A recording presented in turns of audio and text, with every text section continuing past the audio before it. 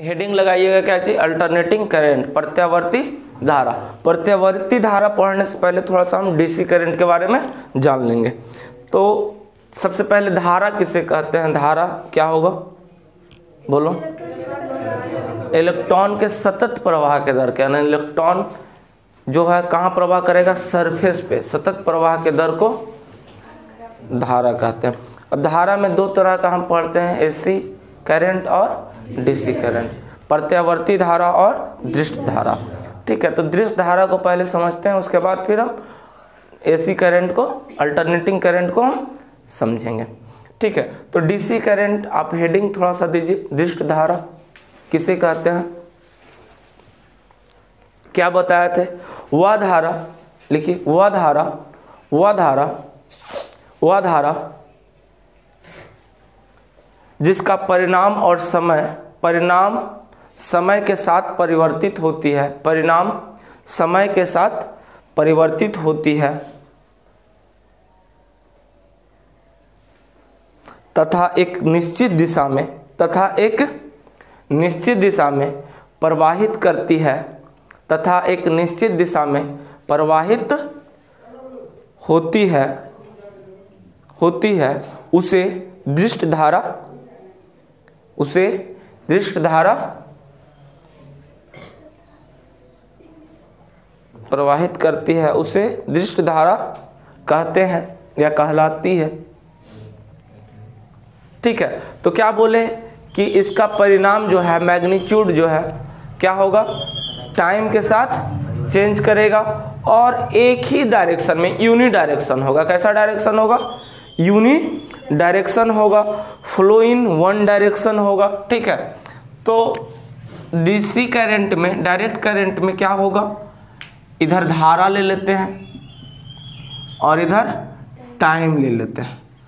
तो ये क्या होगा कि धारा का मान जो है क्या होगा, धारा का मान समय के साथ चेंज हो रहा है, क्या लिखा दिए, समय के साथ परिवर्तित ना हो, लिखा है ना,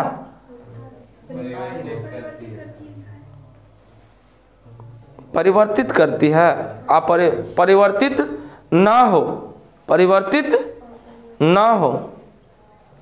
ना हो उसे दृष्ट धारा कहते हैं। परिवर्तित ना हो, समय के साथ क्या होगा, धारा का मान क्या होगा, समय यानी यूनि डायरेक्शन में इसका होगा, क्या होगा, धारा का मान समय के साथ परिवर्तित ना होगा। तो उसका कुछ इस तरह से ग्राफ आप लोग बना लीजिए। क्या लिखे, वैसी धारा जिसका परिणाम समय के साथ परिवर्तित ना हो उसे, या फिर उसका डायरेक्शन कैसा होता है, एक ही दिशा में या एक ही दिशा में प्रवाहित होती है। ठीक है, एक ही दिशा में प्रवाहित होती है।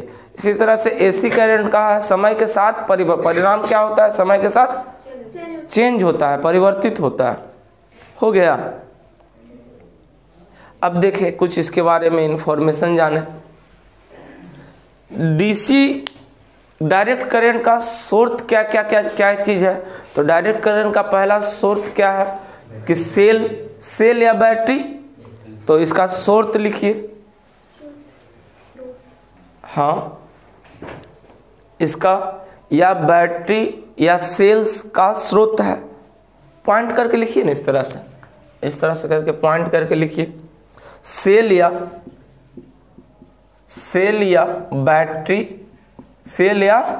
बैटरी का दृष्ट धारा स्रोत है, सेल या बैटरी का स्रोत है। अगला पॉइंट करके लिखिएगा, नेक्स्ट पॉइंट लिखिएगा। चलिए नेक्स्ट पॉइंट लिखिए। अब डीसी करंट को हम कुछ इस तरह से शो कराते हैं। डीसी करंट का सिंबल कुछ इस तरह से हो जाता है, सेल का पॉजिटिव और नेगेटिव टर्मिनल जैसा, कुछ इस तरह से इसका सिंबॉलिक रिप्रेजेंट होता है। डीसी करंट का कुछ सिंबॉलिक रिप्रेजेंट इस तरह से होता है। लिख लिए, लिखे, आगे लिखिएगा। अगला नेक्स्ट पॉइंट लिखिएगा।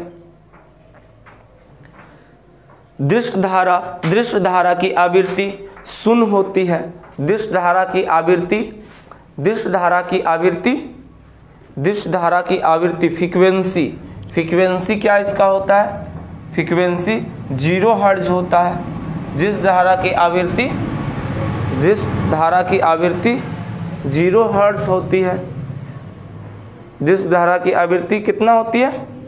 0 हर्ट्ज होती है। लिख लिए।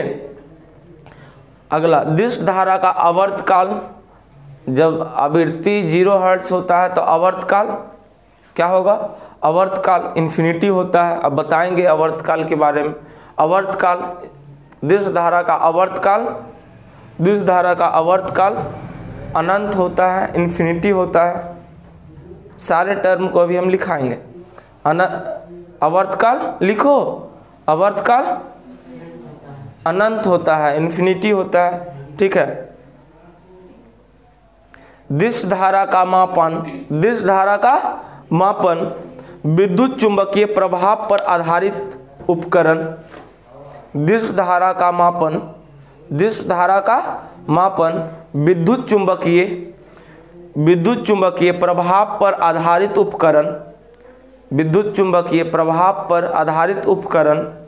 आधारित उपकरण अमीटर से किया जाता है। अमीटर से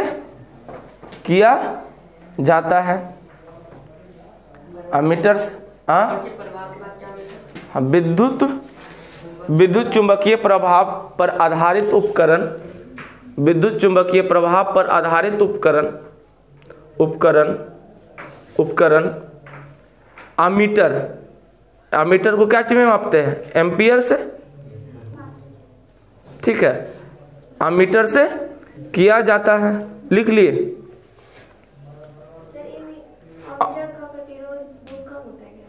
हाँ, अमीटर का प्रतिरोध उससे भी कम गैल्वेनोमीटर का होता है। ठीक, अमीटर एक मेजर करने का तरीका है।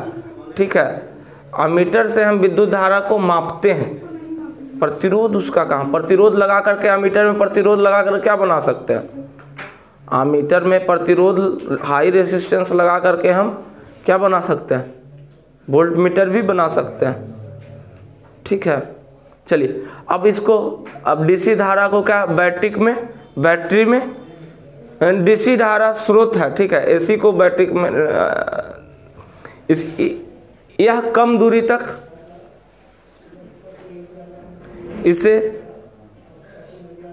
तक भेजा जा सकता है। कम दूरी तक भेजा जाता है, एसी को ज़्यादा दूरी तक भेजा जाता है। हो गया। अब यूनिडायरेक्शन का मतलब इसका यूनिडायरेक्शन होता है, मतलब एक ही दिशा में क्या होता है? मतलब पॉजिटिव है तो पॉजिटिव की तरफ, नेगेटिव है तो नेगेटिव की तरफ। यूनिडायरेक्शन क्या होता है? यूनिडायरेक्शन एक ही दिशा में प्रवाहित करता है। ठीक है, पॉजिटिव है तो सिर्फ पॉजिटिव की तरफ, नेगेटिव आएगा तो फिर नेगेटिव की तरफ। ऐसे भी होता है, एक ही दिशा में प्रवाहित करता है। ठीक है, पॉजिटिव या नेगेटिव की तरफ। पॉजिटिव या देख रहे हैं, धन आवेश से अगर जाएगा तो धन आवेश की तरफ। ठीक है, ऋण आवेश से कोई दिक्कत वाली बात? चलिए अगला हेडिंग दीजिएगा, अल्टरनेटिंग करंट। हेडिंग लगा लिए, प्रत्यावर्ती धारा, अल्टरनेटिंग करंट क्या होता है? लिखिए, बताया भी थे। ऐसी धारा जिसका लिखेंगे, ऐसी धारा जिसका परिणाम व दिशा, ऐसी धारा जिसका परिणाम व दिशा समय के साथ परिवर्तित होता है। समय के साथ परिवर्तित होता है या करता है, उसे प्रत्यावर्ती धारा कहते हैं। उसे प्रत्यावर्ती धारा कहते हैं। उसे प्रत्यावर्ती धारा कहते हैं। इसका सैंबल कुछ इस तरह से देते हैं। इसका सैंबल प्रत्यावर्ती धारा का कैसे देते हैं देखेंगे। समय के साथ परिवर्तित करता है ऐसे। इसका कुछ सिंबल, बैटरी उसका सिंबल कैसे दिए, सेल में लगा के, पॉजिटिव और नेगेटिव एक ही तरफ। क्या बोले, समय के साथ धारा का मान क्या होता है, परिवर्तित होता है। कुछ इस तरह से बनता है फेज। इधर धारा दे दिए, इस पे टाइम दे दिए, कुछ इस तरह से होता है। पॉजिटिव फिर नेगेटिव फिर पॉजिटिव, पॉजिटिव नेगेटिव पॉजिटिव, कुछ इस तरह से टाइम है। तो यहाँ तक का एक पूरा एक सर्किल बनेगा, तो यहाँ तक का टाइम टी लेते हैं। तो यहाँ टाइम क्या हो गया 0, यहाँ टाइम यहाँ हो गया t/4 और यहाँ हो गया t/2, यहाँ हो जाएगा आपका क्या चीज 3t/4 और यहाँ फिर हो जाएगा आपका t। तो सबसे मैक्सिमम जो धारा का मान होता है टाइम t पे होता है, जिसको हम लोग पिक वैल्यू भी बोलते हैं। ठीक, क्या बोलते हैं, मैक्सिमम धारा जो होता है t/4 पे, फिर t/4 पे। तो इसको पहले बनाइए, दोनों सैंपल को, फिर इसको बनाइए, फिर हम और चीज को बताते हैं। अधिकतम धारा कब होगा,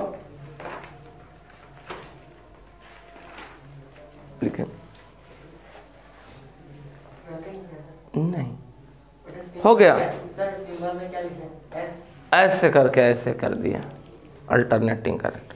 समय के साथ धारा का मान क्या हो, देखिए समय के साथ परिवर्तित कर रहा है, हाँ समय के साथ चेंज हो रहा है, टाइम के साथ चेंज हो रहा है। हर एक पॉइंट पे देखिएगा तो इधर हो गया, इधर हो गया, फिर इधर हो गया, चेंज हो रहा है समय के साथ इसका।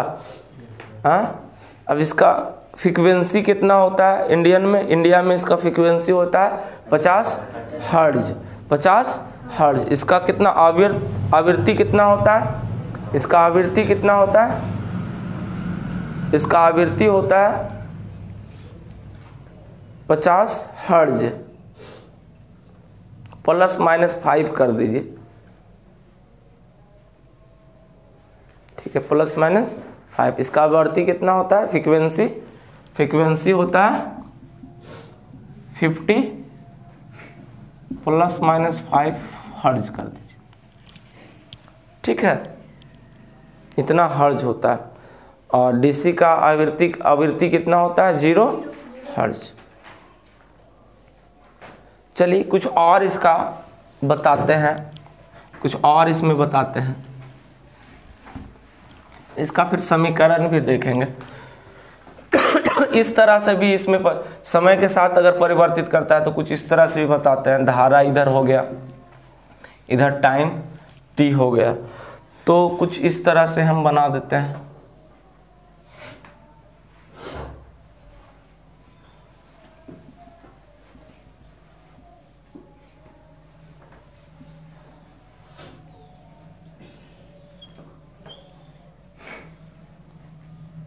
अब इसका धारा का मान क्या होता है, कांस्टेंट नहीं होता। तो यहाँ अगर t है बाबू, यहाँ क्या हो जाएगा t बाई यहाँ तक क्या होगा, एक रेवोल्यूशन होगा, हाँ ठीक है। तो यहाँ क्या हो जाएगा, ये प्लस होगा, इधर माइनस होगा, 3t/, और यहाँ हो जाएगा t। तो बाबू धारा का मान जो अगर हम पूछेंगे, धारा का मान t टाइम पे क्या होगा, t0 पे क्या होगा बाबू, यहाँ t0 होगा ना, तो t0 पे धारा का मान क्या होगा बाबू, बोलेंगे I = क्या होगा, t समय पर क्या होगा धारा का मान, I = 0 होगा। t/4 पर कितना होगा बाबू, कैपिटल t/4 पे कितना होगा, t/4 समय पर धारा का मान क्या होगा, पॉजिटिव का मैक्सिमम होगा, मैक्सिमम को Im लिख देते हैं, ठीक है। अधिकतम धारा का मान कब होगा, t/4 पे।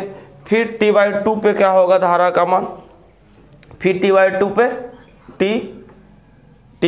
पे क्या हो जाएगा बाबू, धारा का मान समय पे धारा का मान क्या होगा, फिर से 0 हो जाएगा, फिर से क्या होगा 0 हो जाएगा। फिर t3t/4 पर क्या होगा, समय पर धारा का मान फिर से क्या होगा, माइनस का मैक्सिमम हो जाएगा। माइनस में क्या होगा, मैक्सिमम धारा, इधर धारा है, ठीक है। फिर क्या होगा, 0 होगा। इसी तरह से क्या होगा, धारा का मान बदलेगा, ठीक है। तो कुछ इसका इक्वेशन भी हम दे देते हैं, फिर उसको हम देखेंगे, प्रूफ भी करेंगे। इसी जनरेटर में ऐसे वो पढ़ाया जाता है, उसका कुछ इक्वेशन। अब धारा का अल्टरनेटिंग करंट में धारा का इक्वेशन है, धारा का समीकरण, इसको पहले लिखिए, उसके बाद धारा का समीकरण बनाएंगे। फिर ऐसे भी तो हो सकता है, एक ऐसे भी होता है, ऐसे भी हो सकता है, ऐसे भी, इधर धारा यहाँ से ऐसे ऐसे ऐसे, फिर ऐसे ऐसे भी तो हो सकता है, पॉजिटिव में नेगेटिव में पॉजिटिव में। ये भी होगा t/4, इधर क्या होगा t/2, ये क्या होगा 3t/, और ये हो जाएगा t। दोनों फिगर को बनाइए।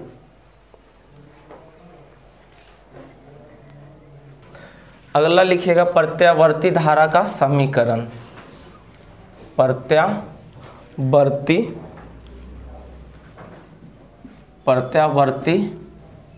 धारा का समीकरण क्या होता है। प्रत्यावर्ती धारा I = हम लिखेंगे, पहले लिख लेते हैं, फिर इसको देखेंगे कौन क्या चीज़ होता है। I0 साइन के टर्म में ऐसे ऐसे जो चलता है वेव, साइन के टर्म में साइन ओमेगा t, इसको हम बताएंगे कि कैसे आता है, ठीक है। वेयर जहाँ क्या है, जहाँ I = क्या है, I = क्या है, धारा है, ठीक है। I0 या Im भी लिखते हैं, I0 या Im भी लिखते हैं। तो I0 यहाँ लिखे हैं, I0 क्या है, शिखर, जो मैक्सिमम आया था, वैल्यू आया था मैक्सिमम, पिक वैल्यू, ठीक है। तो I0 क्या है, धारा का शिखर मान, धारा का शिखर मान, धारा का शिखर, पिक वैल्यू, शिखर मान है, ठीक है। चलिए, इसी तरह से आएगा V बराबर भी आएगा, V बराबर भी आएगा V0 साइन ओमेगा t। ये भी हम इक्वेशन को देखेंगे, ठीक है। ये भी इक्वेशन को हम ओमेगा t, ये इक्वेशन को भी देखेंगे। तो इसी तरह से V0 भी हो जाएगा, V0 भी क्या हो जाएगा, वोल्टेज का शिखर मान हो जाएगा, वोल्टेज का शिखर मान हो जाएगा। ओमेगा क्या है, कोणीय आवृत्ति, ओमेगा क्या है, ओमेगा क्या है, कोणीय आवृत्ति, कोणीय आवृत्ति, ओमेगा है कोणीय आवृत्ति, जहाँ ओमेगा बराबर होता है 2 पाई, मैथ में पढ़े है ना, 2πn, ओमेगा बराबर टाइम तो t है, ठीक है। इसको लिखिए, फिर आप लोग लिखिएगा, हेडिंग दीजिएगा प्रत्यावर्ती धारा और दृष्ट धारा में अंतर, इसके बाद पढ़ा। चलिए लिखने दीजिए बच्चा को, हेडिंग लगाइएगा अल्टरनेटिंग करंट और डायरेक्ट करंट, प्रत्यावर्ती धारा और दृष्ट धारा। चलिए एक तरफ लिखेंगे ऐसे AC और दूसरी तरफ लिखेंगे AC के तरफ, AC अल्टरनेटिंग कर, प्रत्यावर्ती धारा दिशा परिणाम के साथ बदलता है, दिशा परिणाम समय के साथ क्या होता है, बदलता है। डायरेक्शन और मैग्नीट्यूड क्या होता है, परिणाम के साथ बदलता है। इसमें लिखिएगा DC में, DC का दिशा और परिणाम समय के साथ नहीं बदलता है। DC दिशा और परिणाम के साथ, दिशा और परिणाम समय के साथ नहीं बदलता है। क्लियर। चलिए इसका सैम्बल कुछ लिख लीजिएगा। इसका सैम्बल कैसे होता है, एसी का सैम्बल हम कैसे बताए थे, कुछ इस तरह से। इसका चिन्ह, इसका चिन्ह एसी सोर्स है, इसको बोलते हैं। इस तरह से दर्शाते हैं इसको, इसे इस तरह से दर्शाते हैं। इसको एक किसी बैटरी के साथ या सेल के साथ दर्शाते हैं। ठीक है, चल लिखिए जल्दी।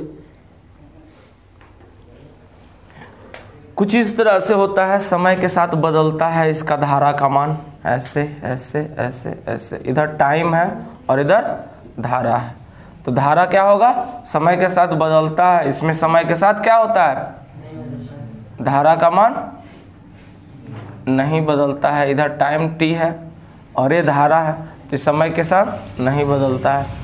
इसकी आवृत्ति, इसकी आवृत्ति कितना होता है, फ्रीक्वेंसी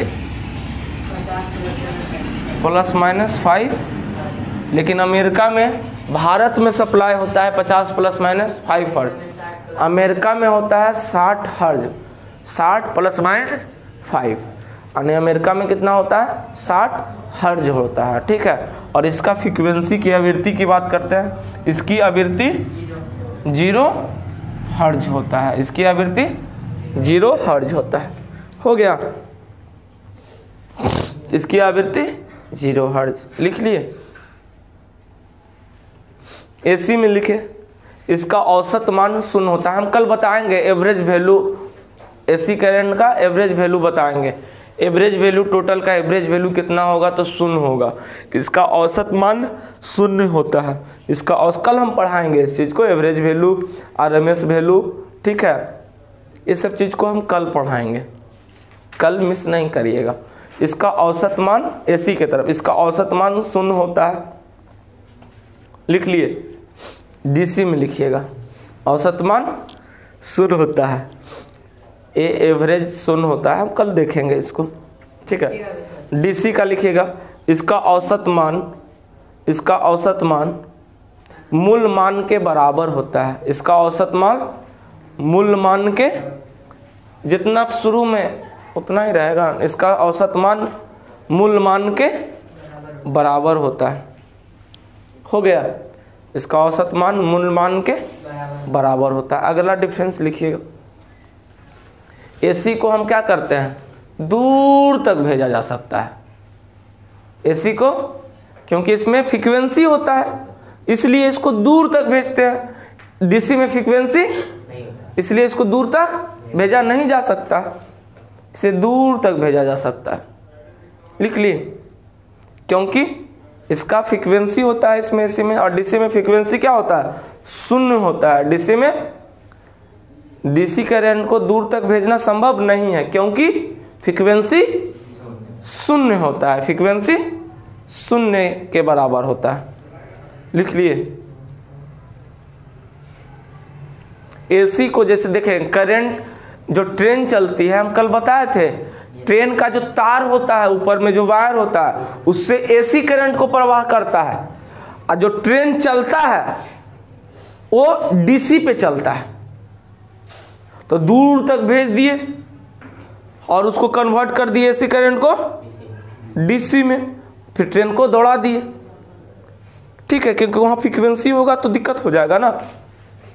हाँ, तो लिखिएगा, अब समझिए, से दूर तक भेजा जा सकता है, लिख लिए। अब लिखिए, एसी को डीसी में बदलने के लिए, एसी को डीसी में बदलने के लिए क्या करते हैं, क्या लगाते हैं, दिष्टकारी, दिष्टकारी का प्रयोग करते हैं। एसी को डीसी में बदलने के लिए दिष्टकारी का प्रयोग करते हैं। अब लिखेंगे, डीसी को एसी में बदलने के लिए क्या लगाते हैं, इन्वर्टर। डीसी को देखते हैं, इन्वर्टर लगा करके हम किसी चीज़ को चलाते हैं जो एसी पे चलने वाला होता है, बैटरी से जोड़ के इन्वर्टर लगा देते हैं। लिखेंगे, क्या लिखेंगे, डीसी को एसी में बदलने के लिए, डीसी में, डीसी को एसी में बदलने के लिए, डीसी में लिखिएगा, डायरेक्ट करंट में, डीसी को एसी में बदलने के लिए, डीसी को एसी में बदलने के लिए इन्वर्टर का प्रयोग करते हैं। तो ये कुछ बेसिक डिफरेंस है। और कल के क्लास में हम धारा का एवरेज मान देखेंगे, एवरेज वैल्यू देखेंगे, औसत मान देखेंगे, आरएमएस वैल्यू देखेंगे और ये सबको हम प्रूफ करेंगे, साबित करना पड़ेगा ना। हाँ, तो ये सब चीज़ को हम कल प्रूफ करेंगे। और इस वीडियो को शेयर, सब्सक्राइब, लाइक सब करते रहिए ताकि हमको पता चले कि कहाँ तक आपको कोई दिक्कत तो नहीं है। हम आपको जवाब ज़रूर देंगे। धन्यवाद।